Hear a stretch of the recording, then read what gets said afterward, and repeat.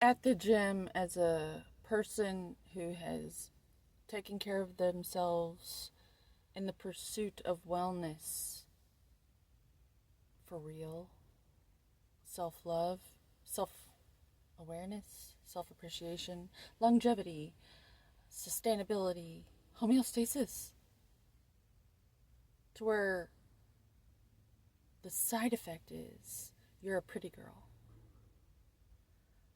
Uh, there's all these different archetypes at the gym. If you're going for the great work, as in you're training yourself to almost be like a Marine going into battle, when you're as psychically aware, when you have clarity to such a degree, and you have results to where you're like this shiny object everywhere you go, you come into contact with all these archetypes. I guess you're embodying the magician, basically, in the tarot. They attract a crowd, and the thing that you don't hear about much is how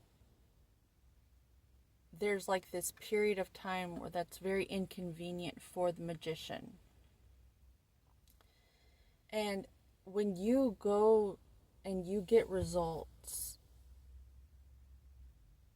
like physical manifestations of results, and you're able to maintain those results consistently for, say, 5 years, long enough to have felt like you're accomplishing something that's sustainable. You come into contact with a whole bunch of different archetypes. You have the guy who sees you as an object. They just want to feel good. They want to feel good, and they want to use your body to make them feel good. You're just an object to them. They're not going to cherish you and treat you with any sort of value at all. They just project onto you that you're basically a blow up doll, or a fantasy or something to have and possess. Or you'll come into contact with the archetypes of the girls who hate themselves, and they project all their nastiness onto you because they don't think that you deserve what they want so badly to have for themselves. And there's just all these different types of archetypes that you have to put up with when you go into these places. And this is the real training. This is the real mental fortitude and grit and strength that you have to cultivate. If you really, really want it, if you really, really want it, as in a connection with your own higher self, there's no better way than to make yourself uncomfortable. Like, you're going to want to run out of that gym. Like, you're not going to want to go. You're not going to want to go.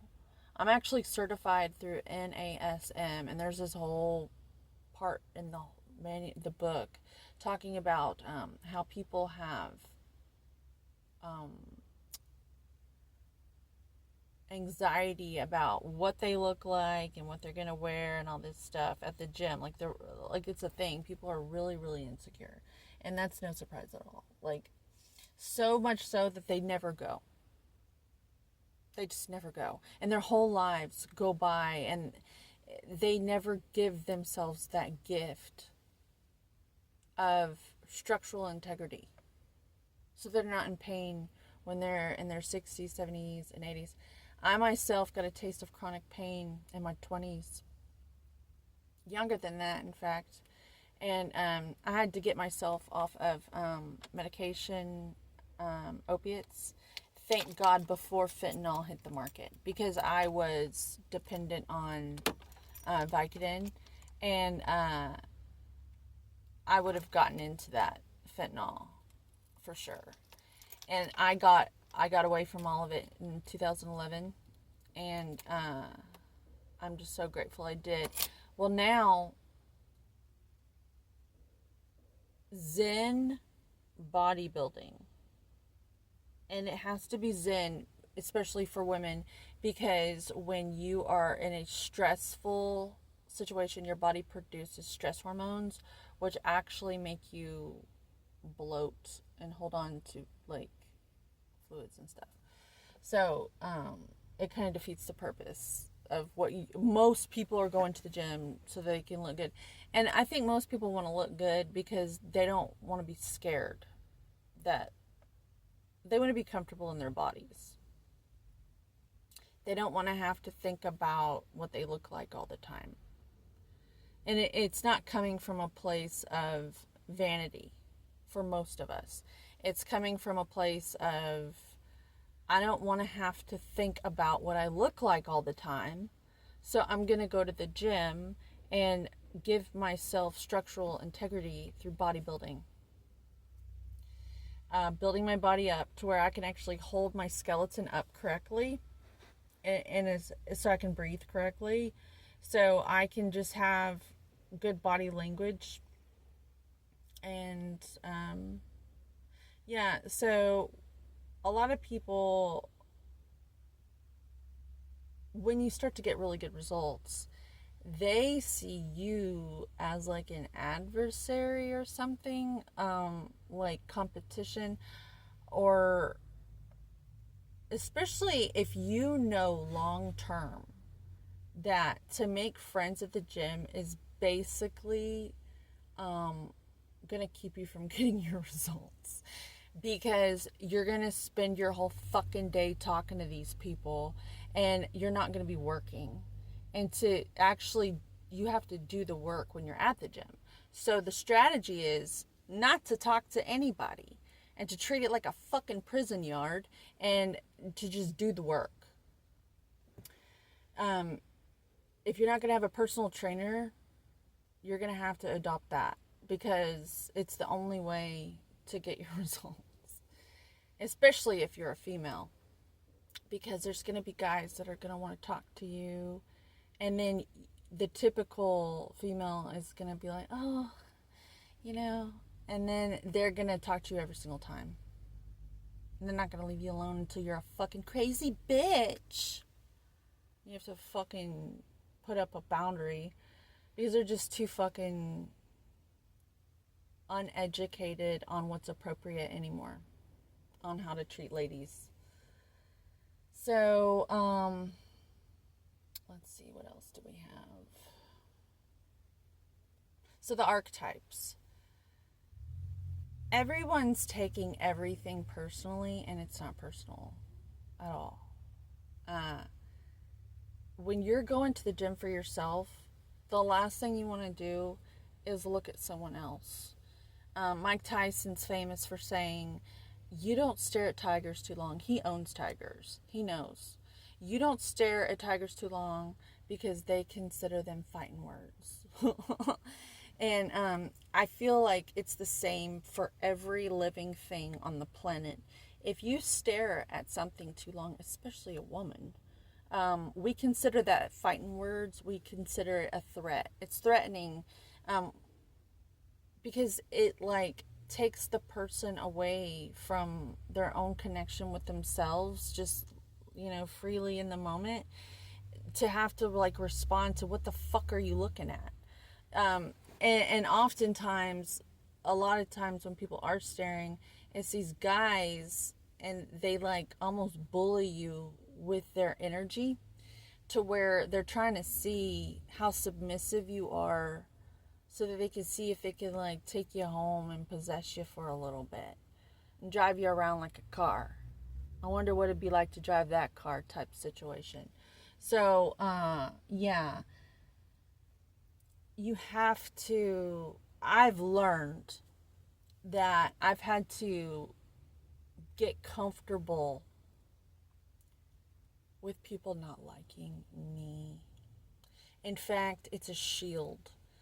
I'm so sweet, and there's a lot of gluttony going around. I am so sweet and so kind, and most women are. that there's a lot of sugar addicts out there who would just gobble you up and there'd be nothing left of you. So, what we do to survive is shields up. We've become more masculine than ever, just so we can be giving ourselves that cherished love and attention that we deserve, and we're having to give it to ourselves. And we are here to encourage men to grow and recalibrate their own relationship with how they treat us by getting to feed their own having their own emotional needs be met, so they don't have to feed on the woman anymore like that. I've seen it happen so many times. I see these frumpy looking women with these hot ass husbands, and they're giving their husbands every morsel of themselves so that husband won't cheat on them. They're doing their best just to hold it all together. They're holding it all together like a fucking Dutch boy with his finger in the dam. Well, we're not doing that shit no more. I'm not. I said no, and I'm willing to be a nun for the rest of my life. I've had a daughter. I've had plenty of really good sex. And to be honest, I am so thrilled to just get to be here doing what I'm doing. And I'm celibate now for over 12 years. And I can't see a reason why I shouldn't be. And so I'm going to continue to be. And I've already decided that, that's fine. I'm actually really, really fulfilled if I can just keep giving myself the attention. And I have a relationship with other people, like my daughter. Like, if I'm going to let anyone have a part of my essence, I'm going to share it with my offspring, because she is worth investing the time in. She's a lady. She gets mad when I say fart. I don't know where that came from. I didn't tell her that. She's all wearing dresses. She looks like a lady. She doesn't have an Instagram. She's 15. We have not stepped foot in one church. And she is just a genteel lady. I didn't put her in boarding school to finish her off. She's a lady, and like, she tells me I can't say fart. Like, oh my God. It's 2025. My methods are working. And if I have to go without just to recalibrate the whole fucking world and inspire other women to do it, I'm happy to do so. My life has been useful while I've been here. And I have the sneaking suspicion that these women will be these beautiful creatures that we were always meant to be, if we stop trying to hold it all together for the world. Maybe more women shouldn't be married, because then I was telling my daughter, you see these beautiful tigers and beautiful horses, and they're just allowed to be these beautiful creatures, and us women should be safe to be these beautiful creatures and it not be sexualized. We're these beautiful animals, these beautiful birds, or we're just a part of this earth realm, and we shouldn't be sexualized the way we have been. And Hollywood is like meat that's beginning to turn. And we're seeing how rotten the program of all the Harvey Weinstein productions that we all grew up on, running in the background of everybody's subconscious mind. God trusts us to take the wheel and to stand in our power and just reject that, spit it out, because I'm a representative of God down here, and so are you. And in God we trust, right? So it's time to look up to the real God instead of idle time while we eat our meals in front of a black mirror.